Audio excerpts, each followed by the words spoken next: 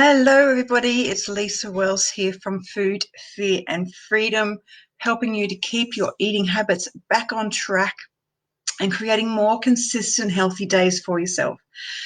So, how are you feeling? Just take a moment to check in, connect to yourself internally, see what is going on for you there.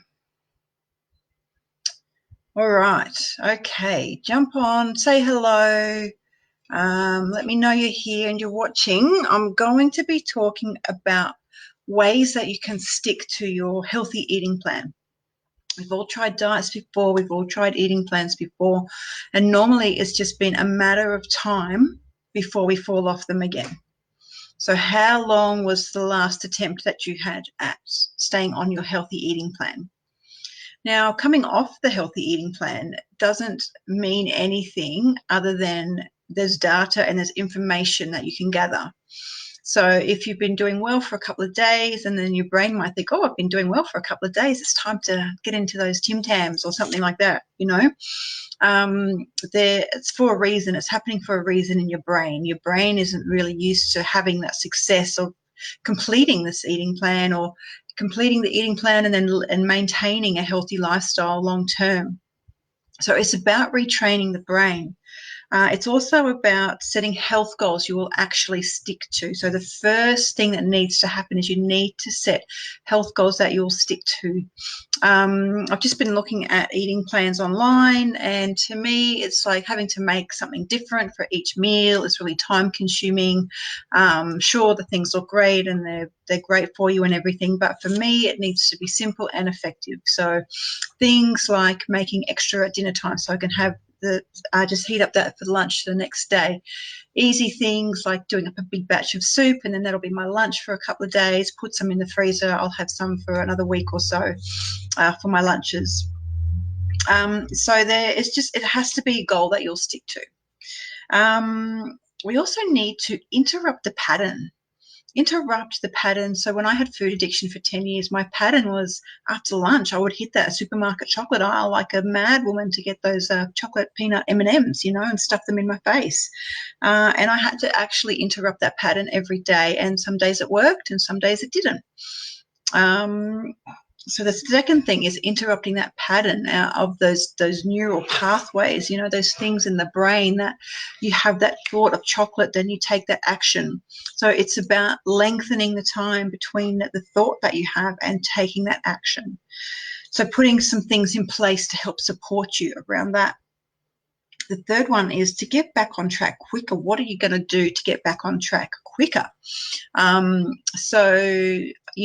Sometimes it would take me months before I could get back on track quicker, because sometimes once that chocolate floodgate was open, those taste receptors, those pleasure receptors in my brain, it hung on for dear life, and it would take me putting on weight, so much so that my pants were no longer fitting me, and that's when my brain would go, okay, well, we need to lose weight now. And that's the cycle I was on for 10 years. I would do well, I would start losing weight, I would be getting healthy, and then as soon as I started losing weight, looking better, feeling better, my brain would be like, okay, that's it, time to hit that chocolate aisle, lady. We're doing well, we're achieving success, we're not really used to that, so let's get back into that chocolate aisle. And I had to interrupt those patterns, and I had to, if I did do that, I had to learn that I could actually get back on track quicker. And I have learned a process of conditioning my mind each day so that I am at about a level of 8, 9 or 10 on my health goals every day. And it's about conditioning your mind to want this, to want it, with the passion. Because if you're just sort of sitting there on the couch going, oh, yeah, look, I really want to be healthy. Yeah, sure, it's really important to me. Because if I don't, I'll, get really bad diseases and get fat. That's not much of a big enough why for you to want to be healthy. Okay, so we need to know that we can get back on track quicker, and there's processes to do that. Also, developing a sense of strength and empowerment from within is pretty big. Just imagine yourself right now. Take a moment right now and just imagine what life would be like for you if you had developed a sense of strength, a sense of inner strength and empowerment, and you were able to make those healthy decisions like a habit. They were confident decisions that you make instantly. So this is another way of conditioning yourself, retraining your brain to have that sense of strength within you, that you can just walk past a chocolate cake and it doesn't even bother you. You know, there's no turmoil, there's none of that inner toing and froing. I want it, but I don't want it. It's bad. I can't have it. I'm not supposed to do this, you know. Just to be strong enough within yourself to have that instant reaction of going, actually, no, it has no effect over me, you know. And the fifth one is to give yourself what you need emotionally, because at the moment what's happening is I think that you are outsourcing that job to food, because that's what I used to do all the time. I didn't even know much about emotions or anything like that. I was just self-soothing constantly, wanting to feel better, eat the chocolate. That's why I couldn't understand. There was such an incongruence in my brain. Every day I wanted to get up and be healthy, but every day I just didn't. It was like there was some sort of magical power or magnetic force controlling me. It seemed really out of my control. In fact, so much so that I remember sitting on the lounge room floor crying because I just felt I didn't have the strength to say no to the thoughts that were making me want to eat chocolate every day. So I've developed this 5-step plan, and these are your foundations for your health moving forward. All right, when you can actually set goals and stick to them, when you can interrupt those patterns, when you're still learning and retraining your brain, you're going to need to know how to get there from point A to point B. It's never a straight road.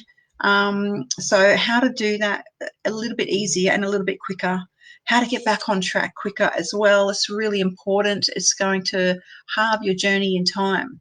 You know, if you get back on track quicker, developing a sense of inner strength and empowerment that comes from within. So it's not about that number on the scale. It's not about anything external. It's about internal strength and having that motivation within, just naturally and normally going about your day. Oh yeah, there's a cake. Big deal. You know, how amazing is that? How empowering is that? And then just give yourself what you need emotionally, so you're not allowing the food to do that for you.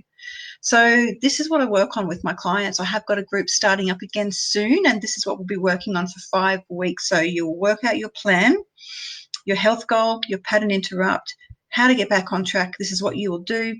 To develop a sense of strength, this is what you will do. And to give yourself what you need emotionally, this is what you will do. So this is your plan. And then these are your 5 foundations, and we work on this every single day. There's accountability, and it's just, you know, your plan. You get trainings and videos and learnings and support. So this is really what no one in weight loss is really talking about this. I know there's nutrition plans and there's exercise, and those 2 things are great. And when you have those 2 with the mindset, when you have that internal strength and you have that motivation, and you're giving yourself what you need emotionally, and nutrition and exercise, then wow, you become like this triple threat. Your life changes. And I know when I was coming out of food addiction and I was learning all this stuff myself, I was really quite scared because I didn't know who I was without food addiction. And it was really, really scary, and I was scared, and I just had to do it anyway. I remember one time receiving the message intuitively to just, what was it? It was just to sort of sit there and feel what I was feeling, to feel discomfort. That's what it was. It's like, just feel the discomfort. Oh, and I was really scared because I thought that 40 plus years of, you know, everything I'd been through would come up and I would spiral down even more than where I was. But it didn't happen like that. And actually, I was really surprised. I started feeling happiness and joy, because by allowing myself to feel discomfort, when that would pass, I stopped suppressing happiness and joy as well. Because if you're suppressing your feelings, you're suppressing them across the board. You can't just choose to suppress the sadness and the anger and the disappointment and the frustration. You actually end up suppressing the happiness and the joy as well. So let me know how that sounds. If you would like some more information on the group that I'll be starting up soon, send me a message and let's chat about that. All right, I will talk to you soon. Bye.